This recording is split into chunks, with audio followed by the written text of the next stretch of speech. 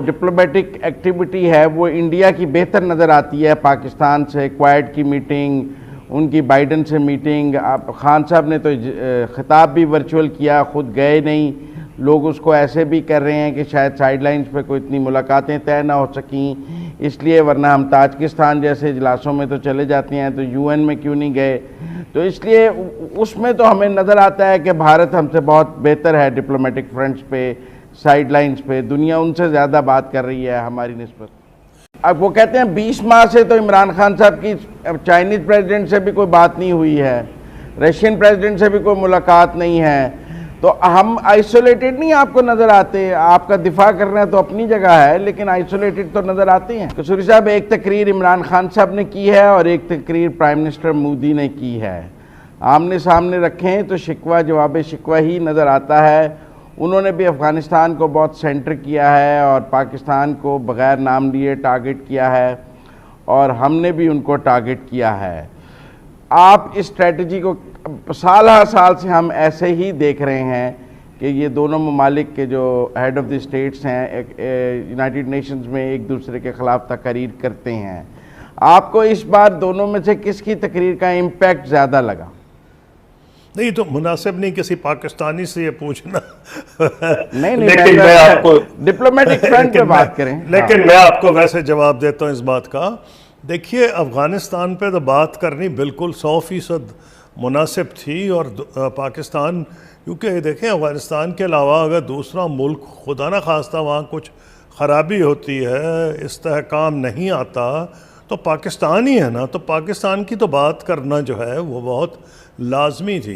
और मुझे पता है वो कितने जहर से भरे हुए थे पाकिस्तान के बारे में। तो जब मोदी साहब जिक्र करते हैं तो लगता है उनके दिल के दर्द की वो आवाज़ है, वो कैसे ना करें। जो जनरल बनाग ने कहा कि इतना उनके हाथ से वो इलाका निकल गया जहाँ बैठ के वो पाकिस्तान को तंग किया करते थे, तंग तो ख्याल बहुत कुछ उससे ज़्यादा किया करते थे, तो वो उन्होंने, और फिर उनकी जो इन्वेस्टमेंट थी इंसानों में और पैसे में, वो भी जो उनके हिसाब से तो ज़ाया है ना, तो वो क्यों ना बोलें उनका। लेकिन देखना यह है कि उनका जो बोलना है क्या वो आम तज्जियों के मुताबिक या आम जो बेंचमार्क्स हैं, क्या इंटरस्टेट रिलेशंस में ये होना चाहिए कि आप तीसरे मुल्क में बैठ के एक मुल्क पे हमले करें, तो उनका बिल्कुल कोई जवाब नहीं बनता।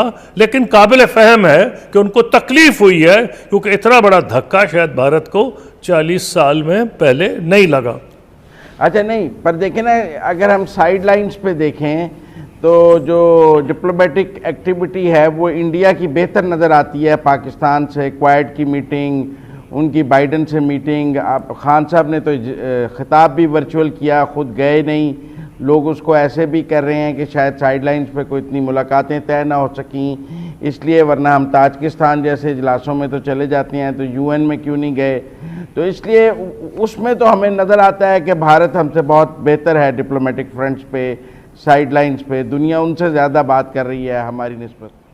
नहीं, दुनिया नहीं, अगर आप दुनिया को सिर्फ अमेरिका जैसा समझते हैं तो फिर तो आपकी बात 100% ठीक है।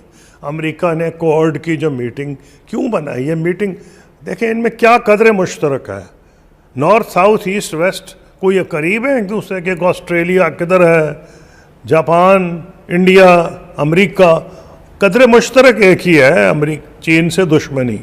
अगर चीन से दुश्मनी की बुनियाद पर वो मीटिंग हो रही है तो अल्लाह माफ़ करे, हम तो ऐसी किसी क्वाड की मीटिंग में शामिल, मतलब हम क्वालिफाई नहीं ना करते। हम कैसे अमेरिका चीन दुश्मनी में आ जाएंगे।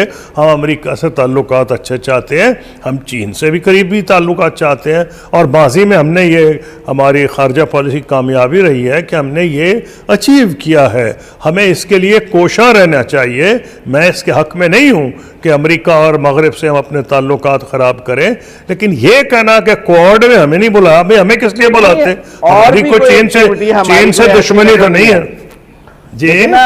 अब वो कहते हैं 20 माह से तो इमरान खान साहब की चाइनीज़ प्रेसिडेंट से भी कोई बात नहीं हुई है, रशियन प्रेसिडेंट से भी कोई मुलाकात नहीं है, तो हम आइसोलेटेड नहीं आपको नज़र आते। आपका दिफा करना तो अपनी जगह है, लेकिन आइसोलेटेड तो नज़र आते हैं। देखिए, पॉइंट यूँ है कि जहाँ तक आप चीन की बात कर रहे हैं, कुछ मसाइल हैं, लेकिन वो मसाइल उस नौइयत के नहीं जो आपके सवाल में जैसे मुज़मिर है ख्याल, वो नहीं है।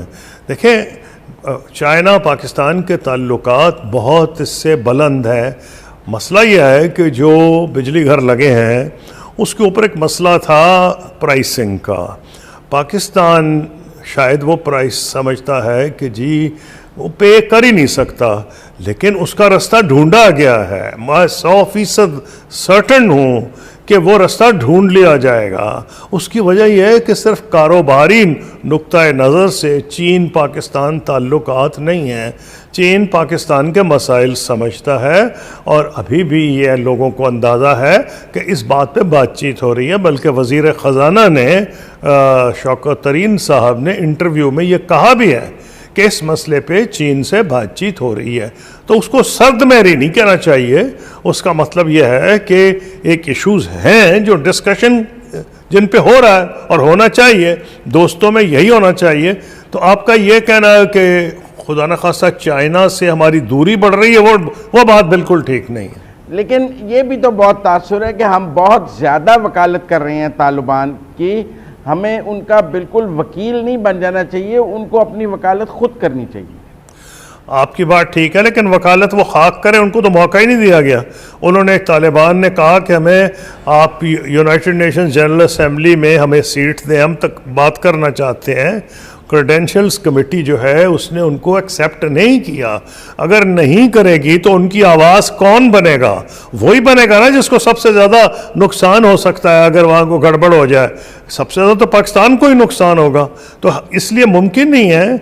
और फिर पाकिस्तान से सारी दुनिया तवक्को करती है कि वो तालिबान और अफ़गानिस्तान के बारे में बात करेगी, इसलिए पाकिस्तान के पास ऑप्शंस नहीं है कि इसको बात ही ना करें। लेकिन डेफिनेटली अगर आपके सवाल में ये बात है तो मैं उससे एग्रीमेंट में हूँ। हमें भी प्रेशर अफ़गानिस्तान पर डालना चाहिए, और जो डाल रही है गवर्नमेंट कि जनाब आप जो दुनिया से आपने कुछ वादे किए थे पूरे करें। एक इंक्लूसिव गवर्नमेंट के ख़वातीन के राइट्स के बारे में वो सारी दुनिया उस पर यूनाइटेड है। अब देखें, एक और भी बात समझने की ज़रूरत है। पाकिस्तान मैं समझता हूँ अभी दानिशमंदी से काम ले रहा है कि एकदम भाग के उनको एक्सेप्ट नहीं कर लिया। डर ये था, पहले के और आज के दौर में ज़मीन आसमान का फ़र्क है। जब पहले पाकिस्तान ने तालिबान को रिकग्नाइज़ किया, उसके अलावा सऊदी अरब और यूएई थे, उसकी ख़ास पस मंज़र था। पस मंज़र उसका ये था कि जब हम सोवियत यूनियन के ख़िलाफ़ अमेरिका के इत्तेहादी बने हैं तो हम अमेरिका की आँख का तारा बन गए थे।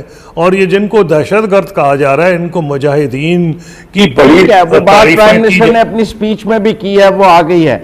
हम पहले जब इंटरनेशनल फोरम्स में बात करते थे तो कश्मीर हमारा फोकस पॉइंट होता था, 1 पॉइंट कश्मीर की बात करते थे। अब हम साथ तालिबान और अफगानिस्तान की इतनी ज़्यादा बात करने लग गए हैं तो कश्मीर फोकस में बी कैटेगरी में चला गया है। इसका नुकसान नहीं है हमें कि हम बहुत ज़्यादा फोकस तालिबान और अफगानिस्तान को कर रहे हैं, इंटरनेशनल सारी डिप्लोमेसी उस पर कर रहे हैं और कश्मीर पीछे चल रहा है। कश्मीर पे तो आपके भी बहुत जोर है। वज़ीर ख़ारजा की जो मुलाकातें हुई हैं, जो सेक्रेटरी जनरल से हुई हैं, उसमें भी उन्होंने डॉसियर दिया है और तमाम ह्यूमन राइट्स वायलेशंस को डॉक्यूमेंट करके उनकी निशानदही की है। और जो प्राइम मिनिस्टर हैं उन्होंने भी इसका जिक्र किया है। फॉरेन ऑफिस भी तवातर से कश्मीर का जिक्र करता है। तो मुमकिन ही नहीं। लेकिन इस सेशन में जिसका हम जिक्र कर रहे हैं तो मौका ही अफ़गानिस्तान का है। यानी हर साल कोई ख़ास इशू होता है ना, कभी क्लाइमेट इशू बन जाता है, इस वक्त अफगानिस्तान इशू था। तो इसलिए इसमें दो राय नहीं है कि सिर्फ वो पाकिस्तान नहीं कर रहा, सारी दुनिया में जो मीटिंग्स हुई हैं बायलैटरल, अफगानिस्तान उसमें एक इम्पॉर्टेंट इशू है।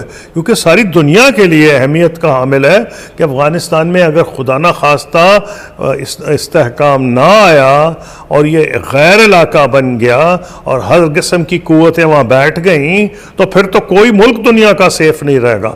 इसलिए एक काबिल फ़हम बात है, अगर सारी दुनिया को आज इस बात पे तशवीश है कि आखिर अफ़गानिस्तान का मामला किस तरह सेटल होगा। इसलिए ये नहीं है कि पाकिस्तान ने उसको उठाया हुआ है, वो सारी दुनिया के लिए सबसे अहम मसला इस वक्त है। जो ये सेशन UNGA का हो रहा है, इससे बड़ा कोई मसला है नहीं वहाँ।